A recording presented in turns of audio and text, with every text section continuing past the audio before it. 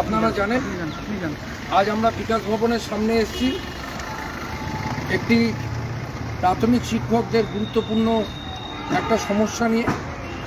আপনারা জানেন গত 1 সেপ্টেম্বর 2025 সুপ্রিম কোর্টের যে রায় হয়েছিল প্রাথমিক শিক্ষকদের টেট দিতে হবে, যাদের টেট দেওয়া নেই, সেই বিষয়ে সারা ভারতবর্ষেই এটা নিয়ে আলোড়ন পড়ে গেছিল। তার প্রতিবাদে আমরা দিল্লিতেও দরবার করেছিলাম। আমাদের সংগঠন ইউপিটিডব্লিউ থেকে কেন্দ্রীয় শিক্ষামন্ত্রীর কাছেও আমরা আমাদের প্রতিবাদ পত্র দিয়েছিলাম, দিল্লিতে ধর্ণা দিয়েছি।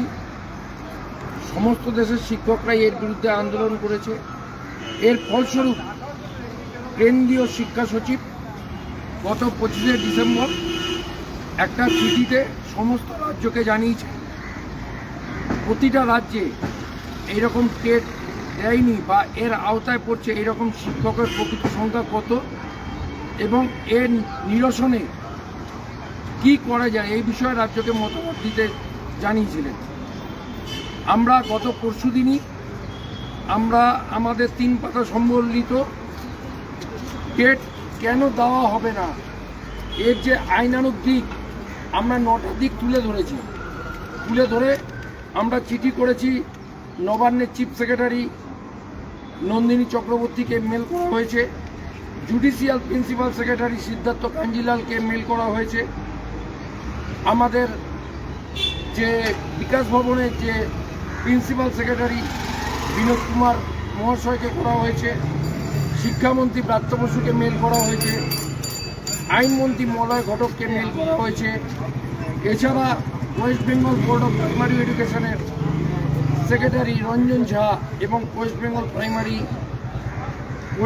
বোর্ড অফ প্রাইমারি এডুকেশনের চেয়ারম্যান গৌতম পাল মহাশয়কে মেল করা হয়েছে। আজকে আমরা আবার বিকাশ ভবনে এসেছি।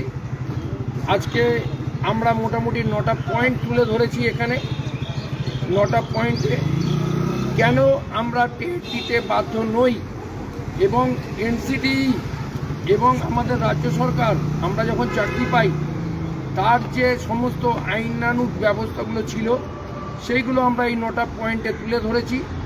এই 9টা পয়েন্ট আমরা উল্লেখ করেছি রাজ্য সরকার যাতে এই 9টা পয়েন্ট কেন্দ্রীয় সরকারের কাছে তুলে ধরে এবং আমাদের যারা মোটামুটি 15 বছর 10 বছর 20 বছর দীর্ঘদিন যাবৎ চাকরি করে এসছে তারা যাতে এই টেট পরীক্ষার নামে হয়রানির শিকার না হয়।